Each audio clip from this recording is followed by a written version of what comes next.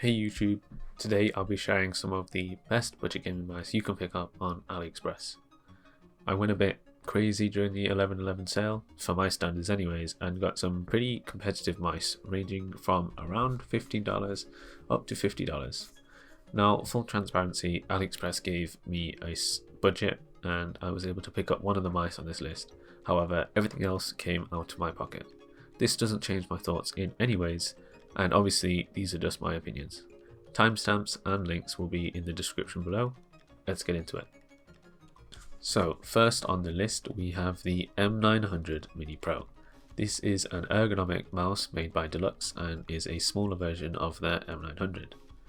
The copy I have comes with a 230 mAh battery, which makes this weigh around 40 grams, comes with a 3395 sensor, blue shell pink dot switches, and it supports both 1 kHz wired and 8 kHz wireless. The MCU is the BK3633, so not the going Nordic chip, but it still holds up pretty well. The clicks are good and do feel a little bouncy. The side buttons, on the other hand, feel much better. Whilst they're a little high, they feel crisp and tactile. The build quality is fine, however I can't help but think it feels like cheap plastic. I think this is due to the coating, or lack of coating. It's a little coarse compared to some of the other mice on this list, probably due to the shell being sandblasted. These minor caveats aside, I believe it has a comfy shape. I would say it's safe for medium to smaller hands, and for the price, these sorts of compromises are expected. They've even managed to fit Bluetooth in, so you could even double this up as a work mouse. I'll leave a link for the driver below, as the website is a bit slow to navigate, and they don't offer a WebDriver for this model. It's a cheap way to try out an ergonomic shape, but I wouldn't spend more than $20 on this, so be sure to look out for sales. Next up we have the Attack Shark R5 Ultra. This is a 39 gram carbon fiber mouse inspired by the Final Mouse ULX Medium. The IPI Float and Mamshark M5 both seem to share the same shell, so you might find yourself asking which one is worth picking up. Honestly, I would just grab whichever one is cheapest at the time that you are looking. The performance difference between them all will be minimal. One reason you might opt for the Attack Shark over the others is the fact that you can get it in different colours. The Attack Shark offers copies in black, red, white and green. This comes with a 3950 Mac sensor, Nordic 52840 chip which offers 1K polling wired and 8K wireless. It's not fully carbon fibre, but an injection moulded composite. This doesn't change the build quality, it still feels premium despite its lightweight. The shape is great, feels slightly like a compressed Model O, and it's very easy to palm. The clicks on this are definitely the lightest, and the side buttons are really good too. The stock skates are usable, but I would replace them whenever you get the chance. I don't think they glide as well, and they do feel a little scratchy. However, my biggest gripe with the mouse is the holes on the side. Sometimes when I'm holding the mouse, my thumb gets squished in a little, and it gets caught. When this happens, I get some sort of a pinching sensation. It doesn't hurt, but it's noticeable and it puts me off a little when I'm aiming. However, it's still another great mouse for the price, and it's worth spending the extra $15 on, especially if you're tight on a budget and still want a competitive mouse. This is the A7 V2 Ultra by mchose. Quite the mouthful. This is the second version of the A7, which offers a 3950 Ti sensor, Omron mechanical switches, bigger stock skates, and a super glass glide coating. This is a clone of the famous G Pro X Superlight. Arguably one of the best shapes of all time, a shape with wide appeal and used by lots of top CS and Valorant players. I've always wanted to try this shape and see what all the hype was about, so I got my hands on this. This is a very comfortable mouse to palm, extremely safe shape with a smooth curve that fits snug into your hand. The weight is distributed fairly evenly, however this is slightly more dense compared to some of the other mice on this list, weighing around 60 grams. The build quality is great, it feels firm with very little flex. I would definitely say swap these stock skates out for dock skates though. Because the surface area is so large, the difference in friction really is noticeable and sometimes make the mouse feel a bit muddy. I haven't actually spent as much time with this mouse as I've found the mouse is a little too big for me. When I initially got this mouse, I left a review on the mouse review Reddit, and other people suggested to try the A5V2 Ultra by mchose, as the shape is slightly smaller. Just something to keep in mind if you are thinking of getting this mouse and you have slightly smaller hands. These clones really are viable now given their price, and the only thing you lose out on is the support you might get from a bigger company like Logitech. I can seriously vouch for this next mouse, as I've used and own this for over a year now. This mouse will still be a great pickup going into 2026, and you can comfortably grab this for under $50 during an AliExpress sale. This is the VXC R1 Pro I grabbed last year, and I have already reviewed it on my channel, so I won't ramble on too much about this. This mouse still performs incredibly well. I've had no issues with performance, no problems with flexing or rattling. It really is truly a premium mouse for the money, and probably the best bang for buck on this list. Fourth mouse is the mchose L7 Pro. This is the smallest mouse on the list in pretty much every dimension, the shortest in length, and also has the shortest hump. I would say it has a very safe shape and is comfortable for most people with medium to smaller hands. I wouldn't rule this out if you had bigger hands though, as this would make for a great fingertip mouse without the premium tag.